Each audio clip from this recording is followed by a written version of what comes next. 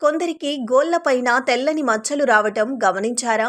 చాలామంది అవే పోతాయిలే అని వాటిని పెద్దగా పట్టించుకోరు. కానీ శరీరంలో ఉండే కొన్ని అనారోగ్యాల గుట్టుని చర్మం, జుట్టు, గోర్లే ముందస్తుగా బయట పెడతాయట. క్లీవ్లాండ్ మేయో క్లినిక్లకి చెందిన శాస్త్రవేత్తలు చేతి గోళ్లపైన ఉండే తెలుపు రంగు మచ్చలకి మనలోని అనారోగ్యాలకి ఉన్న సంబంధాన్ని పరిశోధించారు. గోళ్లల్లో అకస్మాత్తుగా వచ్చే మార్పులు అంటే గోర్లు పల్చగా లేదా మందంగా మారినా, తెల్లని మచ్చలు, గీతలు వంటివి కనిపించినా అవి మనలోని అనారోగ్యాలకి సంకేతాలుగా భావించాలట.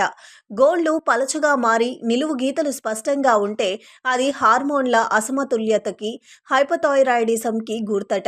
గోళ్లు వంపుగా కాకుండా కొద్దిగా పైకి లేచి చెంచా మాదిరిగా మారితే జింక్, ఇనుము లోపానికి చిహ్నమట.